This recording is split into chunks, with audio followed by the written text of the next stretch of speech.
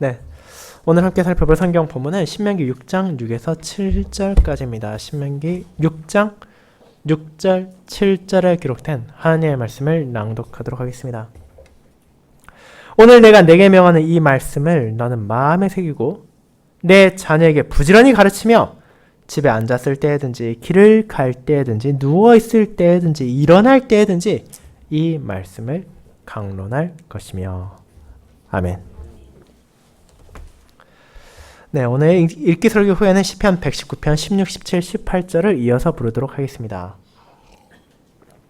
오늘 설교는 고재수 교수님이 작성하신 설교를 읽는 설교로 봉사하도록 하겠습니다.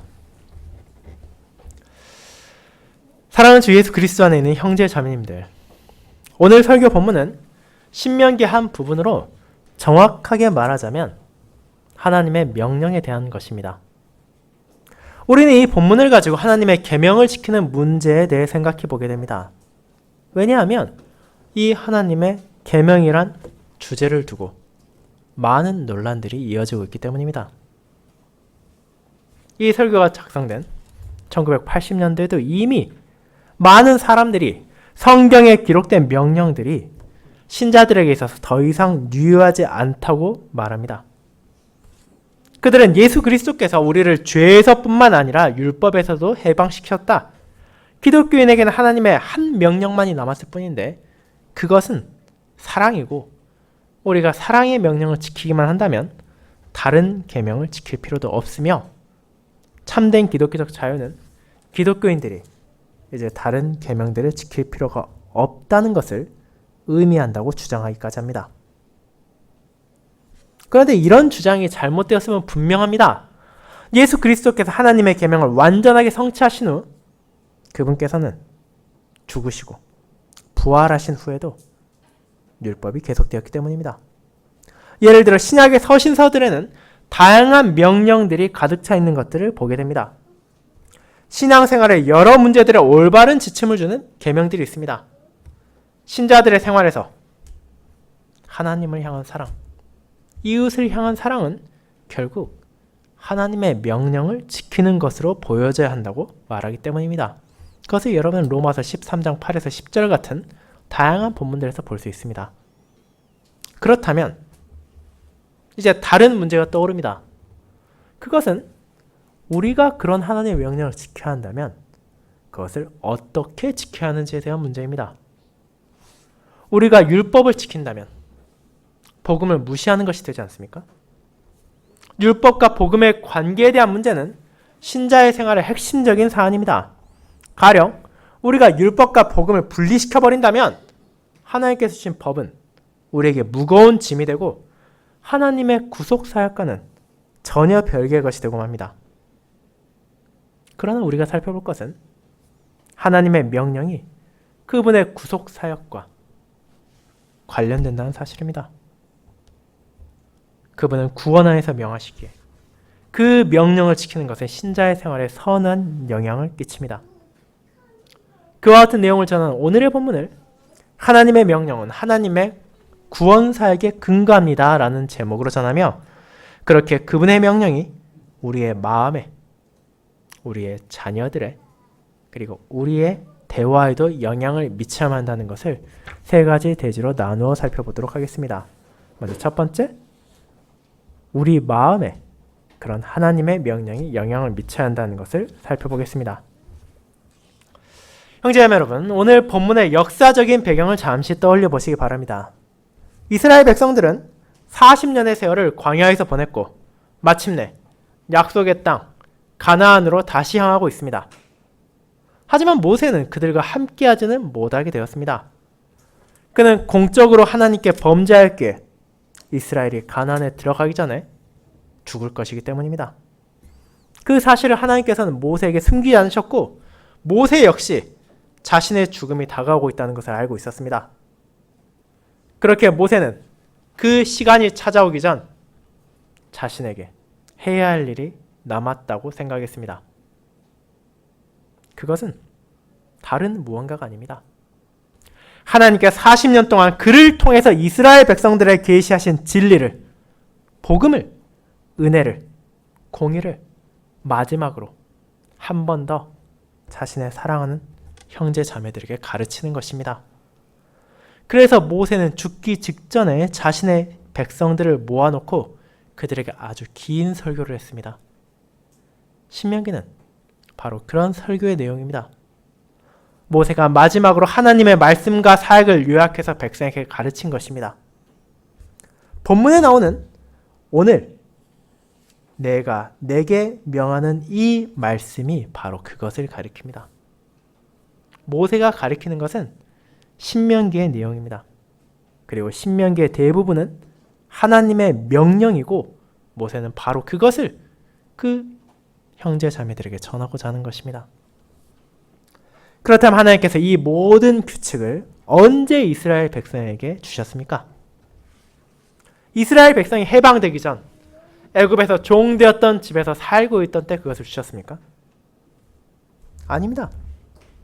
하나님은 이 명령들을 그들이 광야에서 여행하는 중에 주셨습니다. 이스라엘 백성이 시내산에 있는 동안 하나님께서는 언약의 10가지 말씀과 성막에 대한 많은 규칙을 주셨고 그 후에도 계속해서 자신의 뜻을 계시하셨습니다. 그렇게 이스라엘이 이제 가나안 경계에 도달하고 있는 시점에서 그 백성이 그 땅에 들어가게 된 후에 어떻게 살아야 하는지를 알도록 자신이 떠난 이후에도 그 명령을 어떻게 바라봐야 하는지를 기억하도록 모세는 그런 하나님의 명령들을 다시 일러주는 것입니다. 이와 같은 역사적 사실은 하나님의 명령이 가진 특징을 잘 이해하는 데 아주 중요합니다. 이스라엘 백성들이 애굽에서 살 때 하나님께서 내가 지금 너희에게 나의 계명을 주겠다.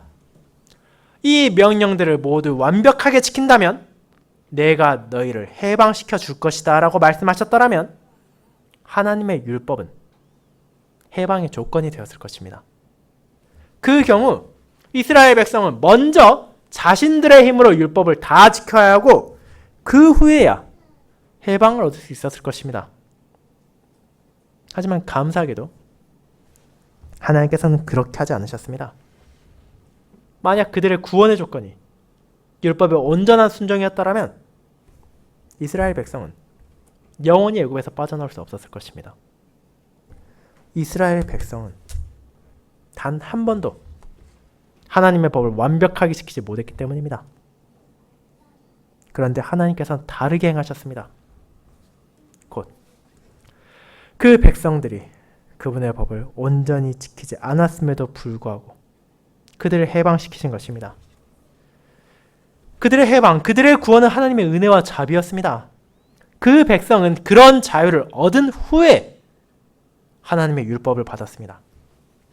그렇게 그분의 율법은 구원의 조건이 아니라 그 후에 주어진 것입니다.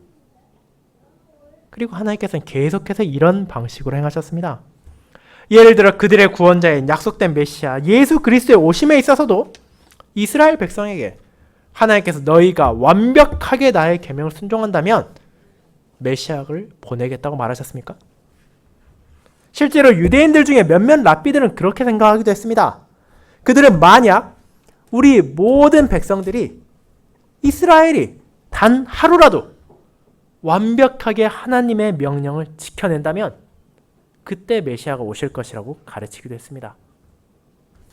하지만 그것이 사실이 아님에 우리는 다시 한번 감사해야 합니다.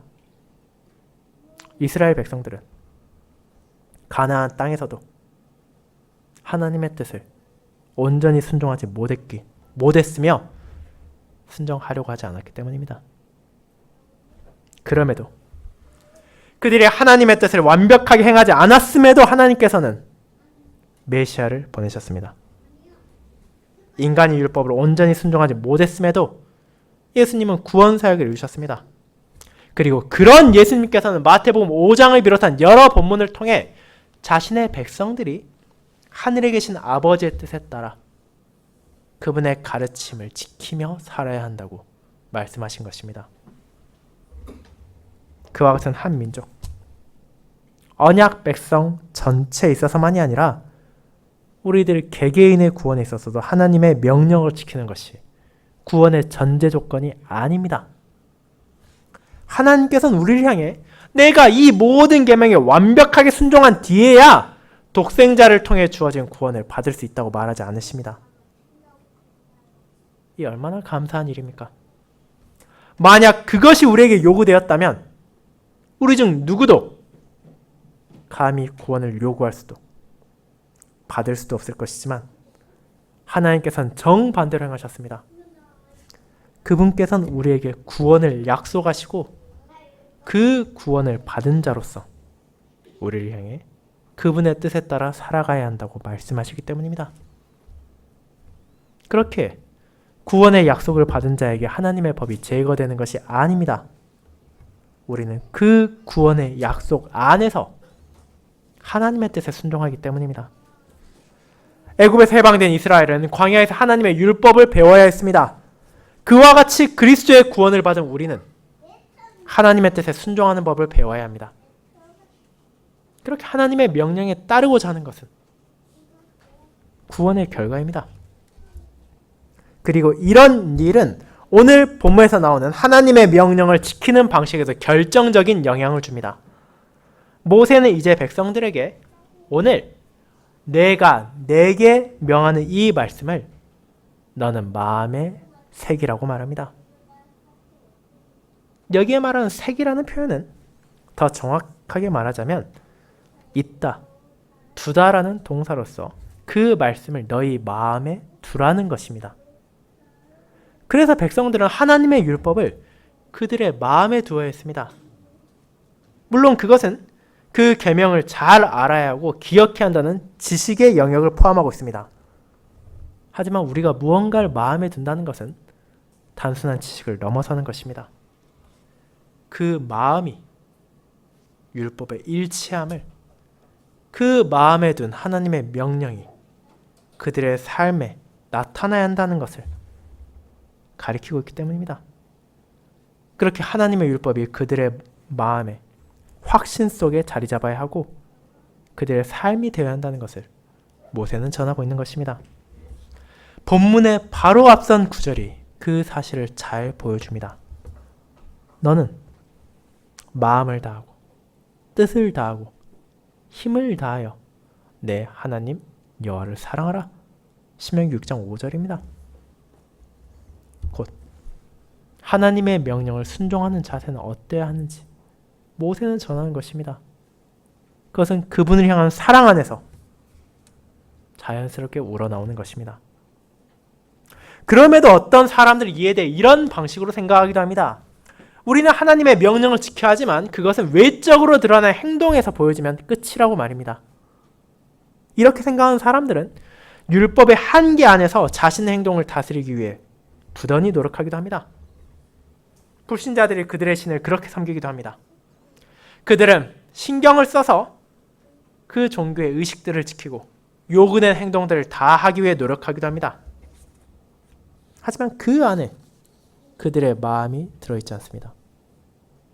그리고 하나님께서는 이와 같은 섬김을 충분한 것으로 보지 않으십니다.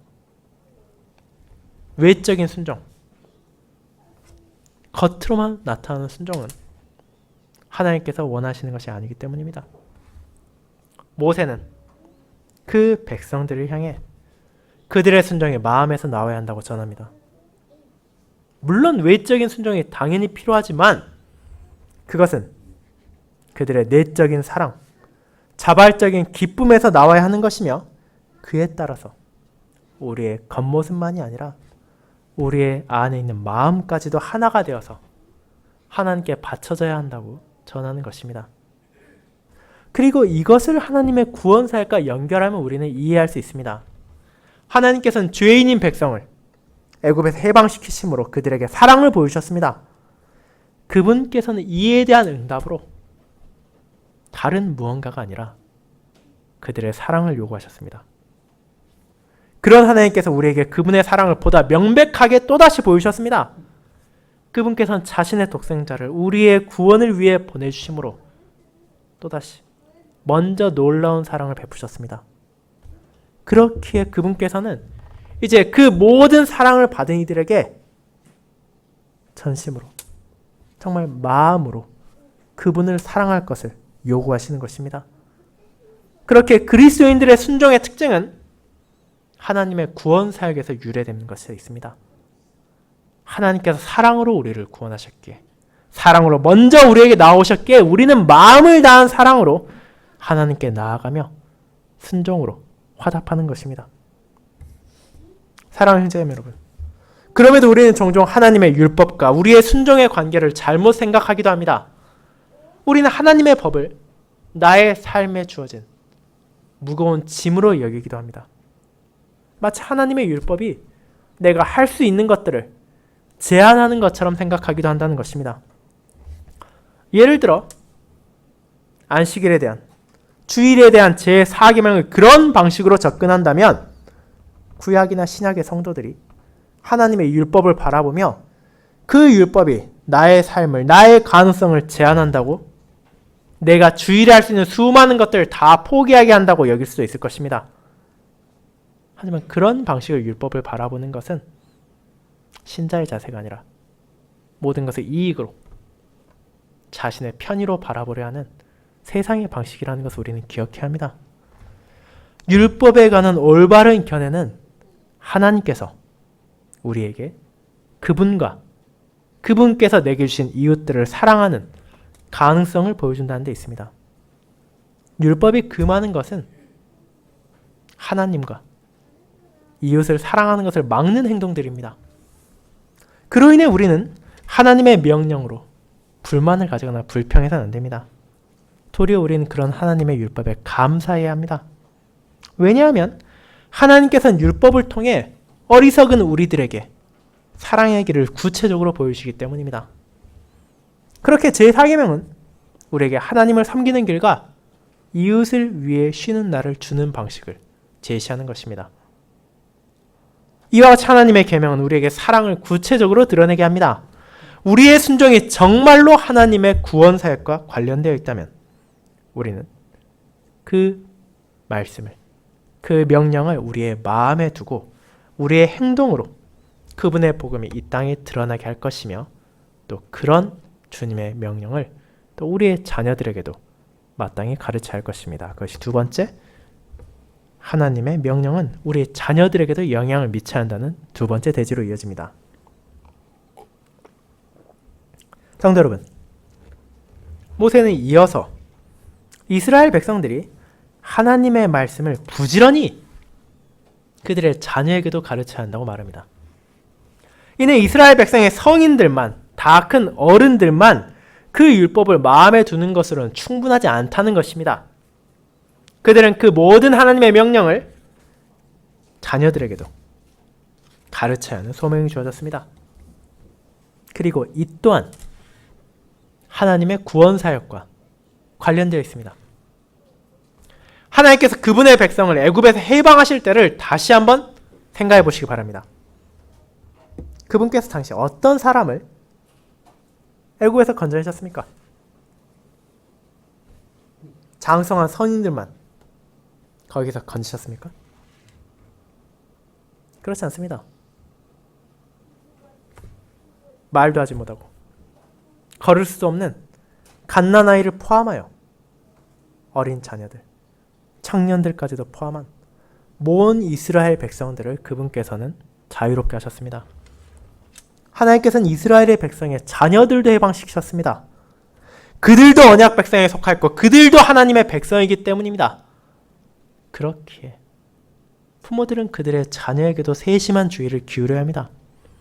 그들의 자녀는 그들의 소유가 아니라 하나님 앞에서 가르쳐야 하는 책임이 주어진 하나님의 백성이고 그분의 자녀들이기 때문입니다. 그리고 오늘날에도 이 사실은 마찬가지입니다. 교회는 신자만이 아니라 신자의 자녀들도 함께하고 있습니다. 신자의 자녀들은 세례를 받아야 하고 그와 함께 하나님께서 베푸신 모든 약속도 받습니다. 그렇게 신자의 자녀는 성인들과 마찬가지로 예수 그리스도의 소유가 된 자들입니다.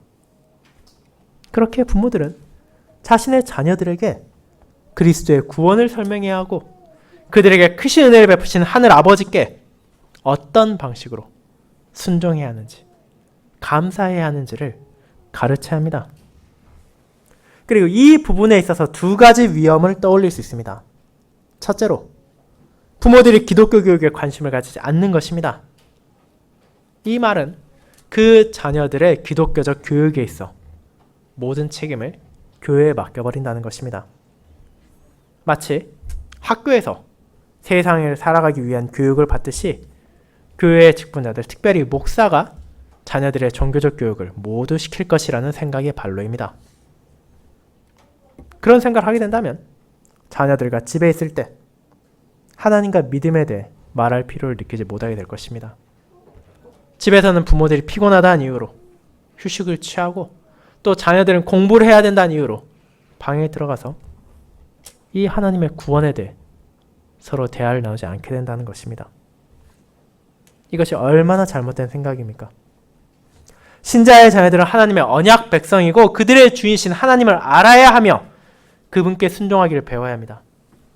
또한 하나님께서는 그 책임을 먼저 부모들에게 주셨다는 것을 우리는 잊지 말아야 합니다. 물론 교회는, 특별히 직분자들은, 그리고 목사는 교회의 어린 자녀들을 주님 안에서 인도하고 가르칠 것입니다. 하지만 그렇게 교회가 도움을 준다 하더라도 주된 교육은 가정에서 부모들을 통해 이루어져야 합니다. 부모들은 집에서 자녀들의 학교 공부를 하라고만, 숙제를 했는지만 확인하는 것에 만족해서는 안 됩니다. 그들에게 기독교적 생활이 어떤 것인지를 말씀을 통해 가르쳐야 되고 또 자신들의 행동을 통해 보여줘야 하는 것입니다. 그렇게 다음으로 부모들이 이를 어떻게 가르쳐야 할지를 생각하게 됩니다. 그리고 여기에 두 번째 위험이 있습니다. 때로는 부모들이 자녀들을 가르치긴 하지만 잘못된 방식으로 이를 행할 때도 있기 때문입니다. 그들은 단지 자녀들에게 너희가 이것들은 해도 되고 이것들은 하면 안 된다라는 식으로 말로 모든 것을 끝내기도 합니다. 즉, 부모들이 하나님의 계명을 자녀들에게 명령할 뿐입니다. 그런 가르침은 율법이 어떤 것인지를 무시한 잘못입니다. 사람은 마음과 뜻과 힘을 다해 하나님의 뜻에 순종해야 합니다. 그렇게 자녀들도 외적인 행동으로만 하나님을 순종하는 것이 아니라 자발적인 사랑으로 기쁘게 순종하는 법을 배워야만 하는 것입니다.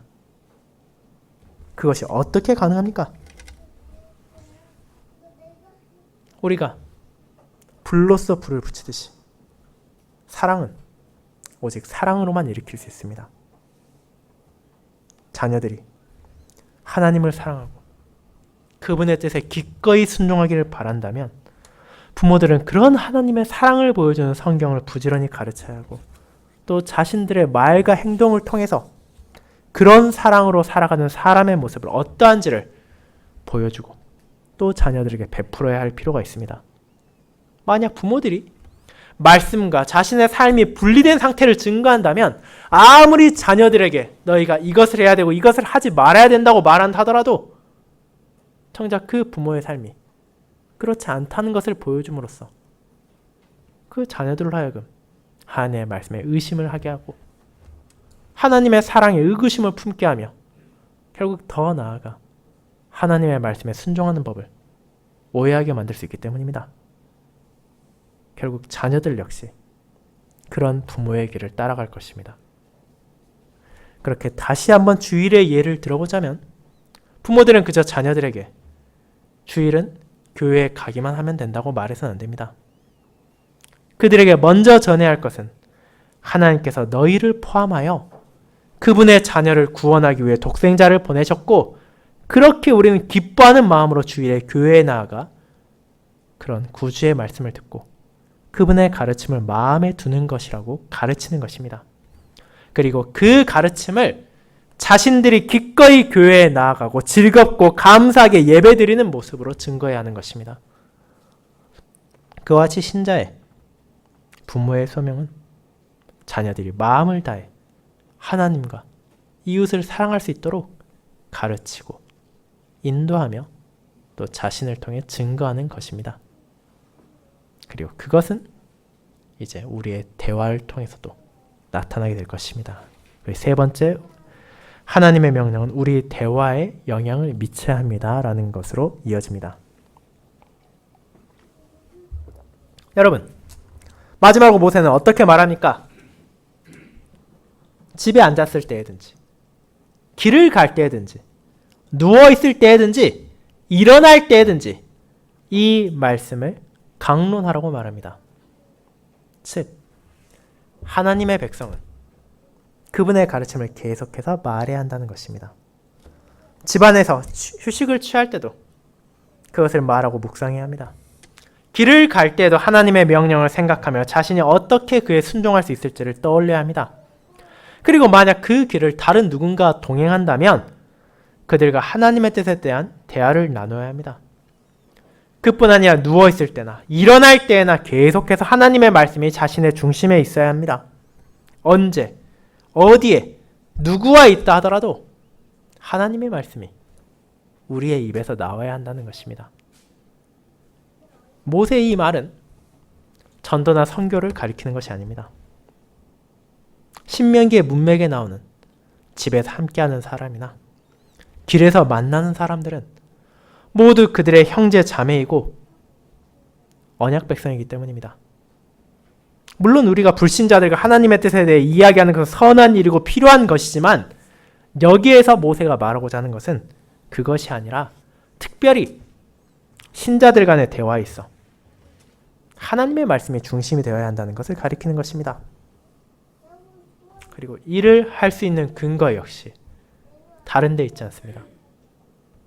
하나님의 구원 사역이 우리의 대화를 다스리는 것입니다. 그분께서 우리를 구원하실 때 우리로 하여금 그분의 뜻에 순종할 수 있도록 부르셨습니다.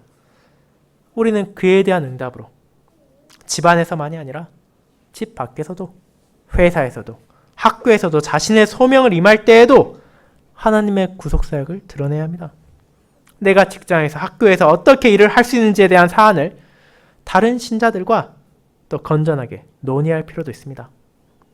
우리가 서로 만나 대화할 때 그 점을 나누는 것이 좋습니다. 그렇게 하면 우리는 다른 사람들에게 우리에게 주어진 각자의 삶 가운데 어떻게 죄와 싸우고 있는지를, 또 그리고 어떤 부분이 어려운지를, 어떤 부분이 도움이 필요하고 더 많은 생각이 필요한지를 나눌 수 있고, 그를 통해 또 서로를 격려하기도 하고 위로하기도 하며 더 나은 방식을 줄 수도 있기 때문입니다. 다시 한번 제4계명을 예를 들어 생각해 보도록 하겠습니다. 우리 현실 가운데 이것을 지키는 것은 매우 어려운 일로 여겨집니다. 특별히 이 설교가 작성된 1980년대를 떠올려 보시기 바랍니다. 당시 대한민국은 급속도로 빠른 산업화 과정에서 많은 가장들이 오늘날에 생각하기 힘든 토요일만이 아니라 때로는 주일에도 회사를 나가는 것이 당연하게 여겨지기도 했습니다. 그런 상황에 살고 있는 신자들이 어떻게 구체적으로 이 계명을 순종할 수 있는지에 대해 많은 대화가 필요했고 또 지혜를 모아야만 했습니다. 그렇게 함으로써 그들은 다른 신자들의 모범을 배울 수도 있었고 또 자신들의 순종과 싸움을 통해 다른 성도들에게 선한 자극을 줄 수도 있었습니다. 그렇게 사랑하는 여러분, 결론적으로 하나님의 명령은 우리의 삶과 떼어놓을 수 없는 아주 중요한 것이라는 사실을 모세는 그 백성들에게 또 우리에게 전하고 있습니다.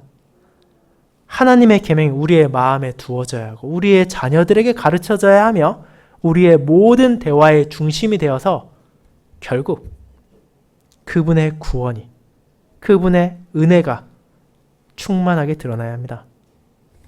그리고 그렇게 해야 하는 이유, 할 수 있는 이유는 우리 마음에, 우리 자녀에게, 우리의 대화에 이미 하나님의 사랑이 넘치도록 임하고 있기 때문입니다. 그와 같은 풍성한 사랑을 우리에게 베푸신 하나님께 감사와 사랑을 바치며 그 진리에 따라 그분의 말씀 안에서 살아가는 우리의 한 주가 되어야 할 것입니다. 아멘.